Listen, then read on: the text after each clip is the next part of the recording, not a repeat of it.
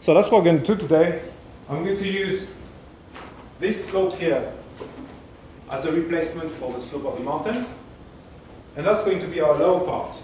It's going to be a perfect example of what should be happening right in here.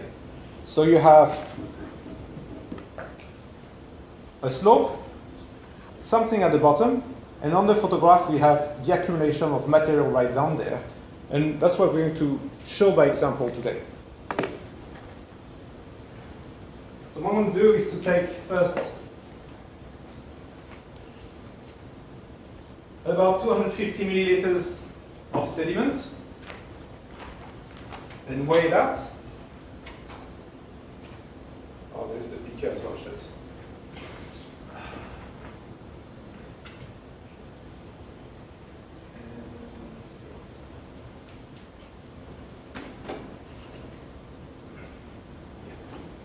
How much do you think it's going to weigh?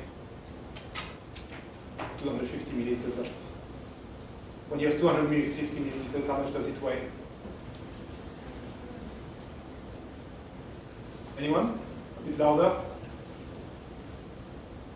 Yep. All right, I'm happy you're not giving me any answer. 250 milliliters of water will give you 250 milligram because you have a density of 1. But when you look at sediment, those things are much more dense. So what the reading I have here for 250 milligram is 399 grams. 250 milliliters for that type of sand here is giving me 399 grams. So that's one thing you want to remember as well. Different material have different density. And you remember what I was telling you about the rock located below the earth at the bottom of the ocean being heavier compared to the one from that are created, sedimentary rocks that are created on top of the crust. So that's going to be useful because depending on how heavy or what is the density of our rock, it's going to also dictate how far and how much movement we're going to have on the slope. So the same slope, the same amount of material, the same size, will have a different result at the bottom of the slope. If it's a volcanic slope with dense material, you can have also very light material on volcanoes. But if it's a dense, let's say, andesite, compared to something which is a limestone and which is much lighter, okay? So let's look at what's happening. So, we'll go through that.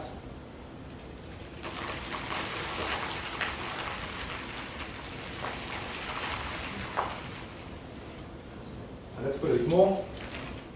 Can you see anything? Or it's just like way too far? Hopefully you'll be able to see stuff on the video. So the first year I did this experiment, I didn't put any tarpaulin on the ground. That was not a great idea.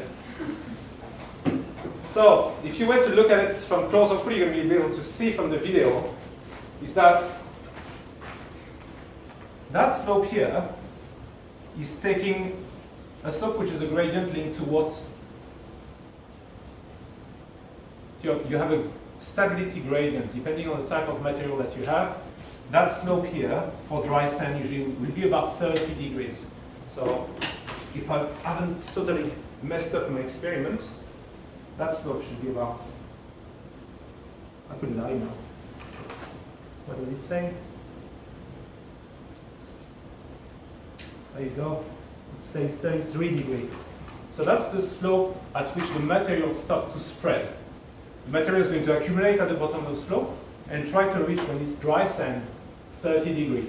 Super important number because when you think about geotechnique, about building berms or anything on the side of the rivers, that's a number which counts. Different type of material, wet or dry, will have different numbers. We're going to have a look at this in a minute.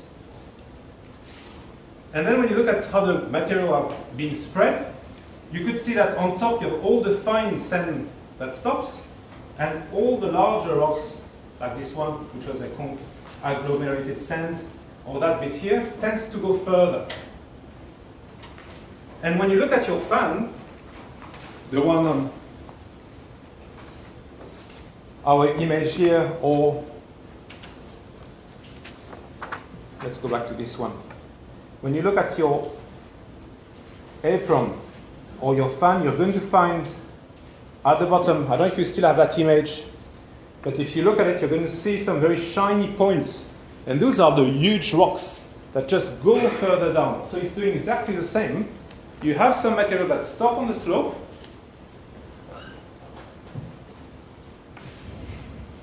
and it stops right there on the apron, and you have all the large material that comes down.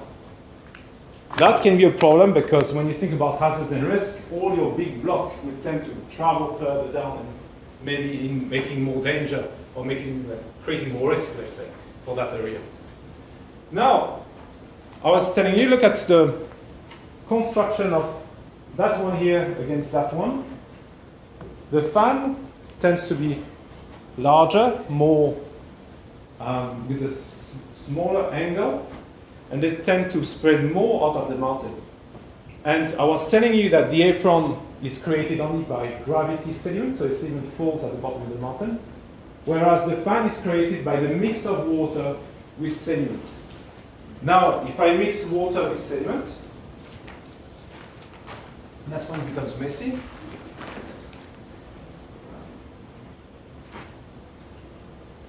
Let's put a bit of water, sediment, and a lot of water.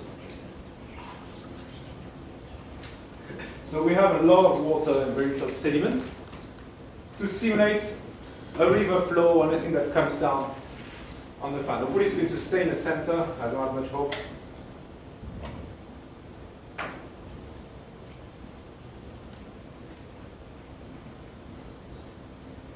So it's wet in the sand. Let's put it more.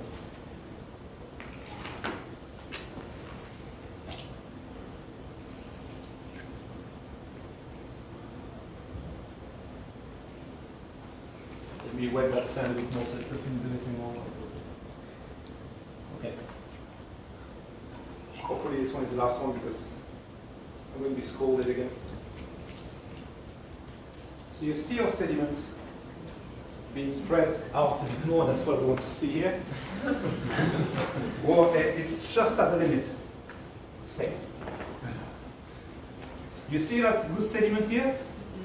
The angle is almost flat. And that's what happened on your fan. So when you have something which is driven mostly by water, let's channel this a bit.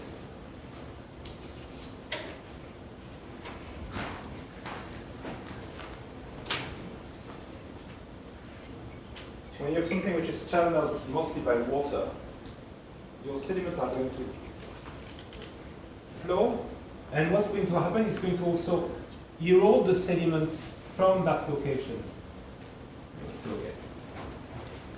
So, that area here, that's why I just wore that early trousers today. That's what you can see on that fan. You can see that trough in the center and the fan all around. So all of that has been building. And then you get a bit more rainfall and less sediment coming through. And all the fan get eroded again. And with a bit of imagination, that's what we have here. You can see the side of the fan being elevated and the center part being lower. I have something which is a bit better in the lab. When you're going to do the geomorphology lab, you're going to be playing with that in the lab and trying different methodologies. Now, those are for these two forms.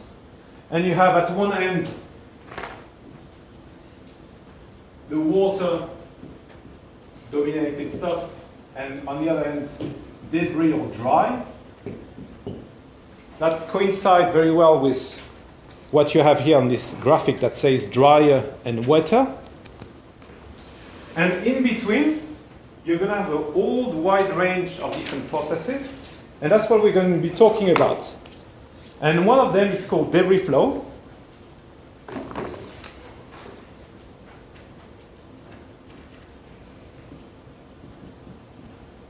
And the debris flow is like what they have called here quite wrongly a mud flow.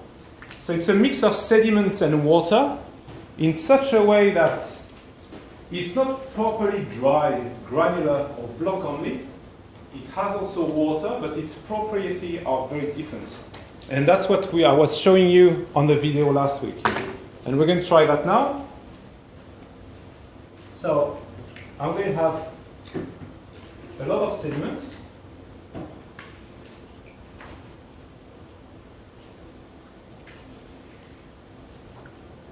And a bit of water.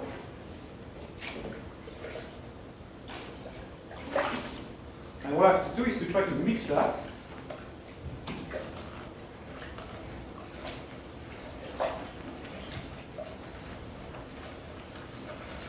And once it's being mixed properly, there is not enough sediment.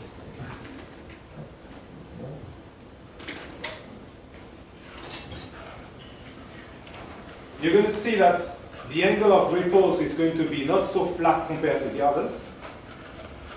And we should see a decoupling of the water going further and the sediment stopping on the way.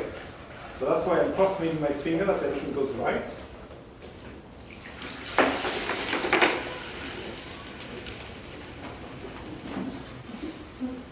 See here.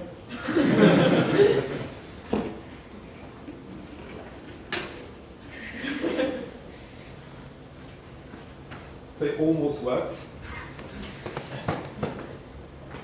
So ideally you will see that fan here, which is a debris flow fan, which has a steeper slope. That bit, so you can see it on video, that bit here shows a bit of a slope. That's where most of the sediment are being deposited, and here we are in debris flow process.